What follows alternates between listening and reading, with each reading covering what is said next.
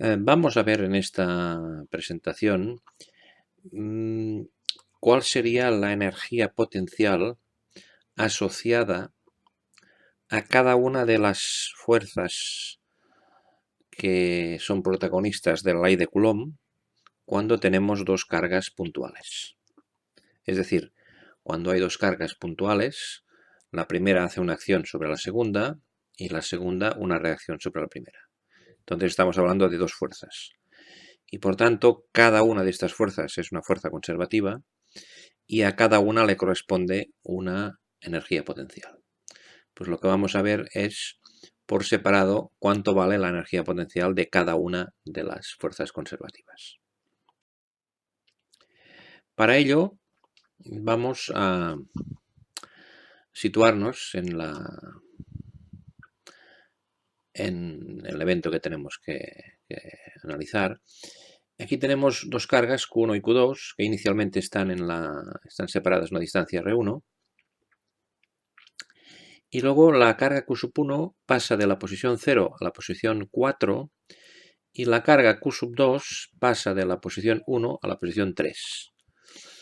Entonces vamos a suponer que la carga Q1 habrá recorrido una cierta distancia A y la carga Q2 una cierta distancia B. De modo que al final, si la distancia de separación era R1, al final será R2. Entonces vamos ahora a hacer un dibujo donde ilustramos un poco más oscuro, más apagado, el movimiento de la carga entre la posición inicial y final. Y entonces, respecto a este punto que sería el origen, aquí tenemos el eje X, la posición de la carga 1 viene dada por la variable x sub 1 y la posición de la carga 2 por la variable x sub 2.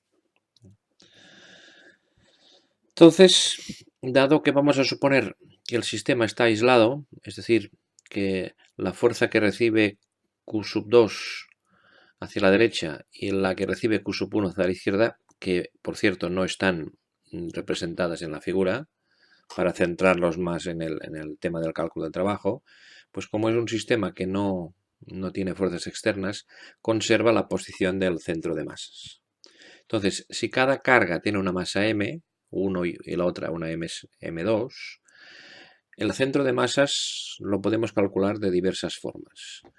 Por ejemplo, aquí está calculado en la posición final, porque la masa m1 tendría una posición 0 porque está en el origen y la masa m2, que estaría aquí, tiene una posición r sub 2.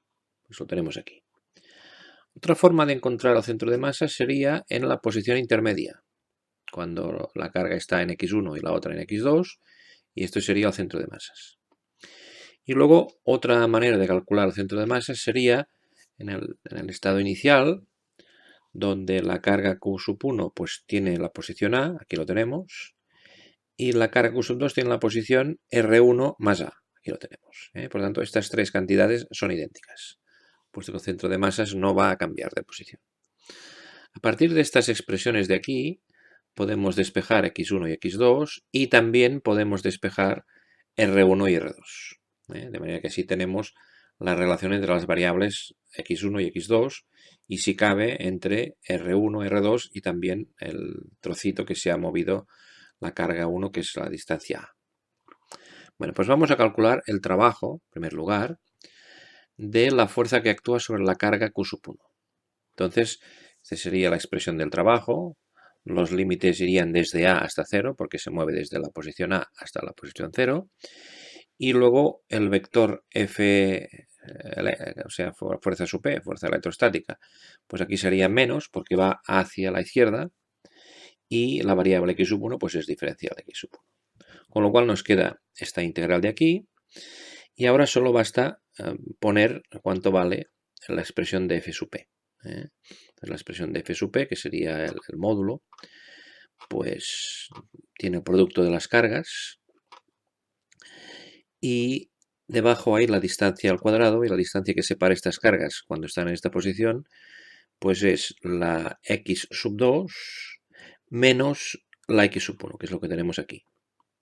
Bien, entonces esta integral, para realizarla, el problema que aparece aquí es que hay dos variables, hay la variable x1 y x2. Entonces, para poder realizar la integral, habrá que sustituir x2 por su relación con x1. Entonces, si hacemos este cambio e integramos, entonces obtenemos este resultado. Un resultado un poco aparatoso debido a todas estas expresiones. Y entonces, bueno, ya que tenemos el trabajo que ha realizado la fuerza para llevar la carga de 0 a 4, y esta fuerza sabemos que es conservativa, pues podemos asociarle una energía potencial que será menos el trabajo. Y luego aquí lo que ya hemos hecho es sustituir alguna de las variables de estas para que nos quede una expresión más reducida. Aquí tenemos que la energía potencial es KQ1, Q2, aquí viene un factor que es una especie de promedio de las masas, y aquí viene pues la diferencia de distancias.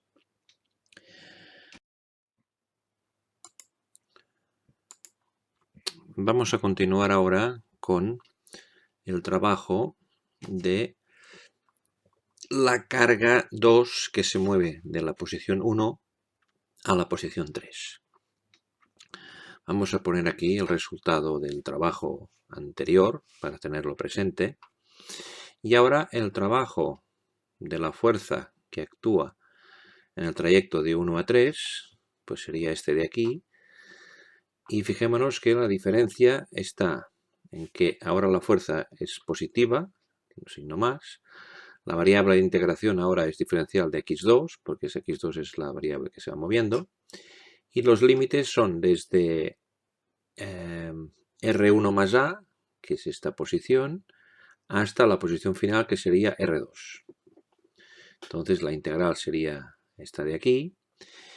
Y ahora lo que habrá que hacer es lo mismo. Ahora sustituir la x1 por su expresión respecto a x2.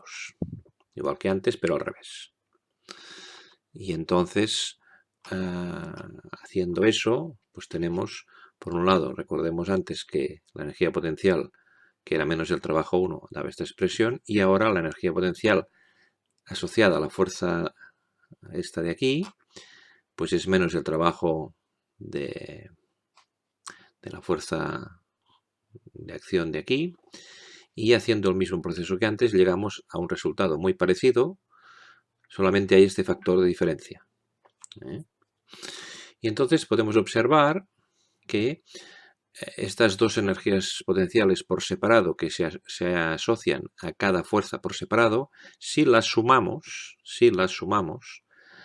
¿qué obtenemos? Pues obtenemos el resultado que sería equivalente a haber dejado una carga quieta y que a la otra se hubiera separado hasta llegar a R2.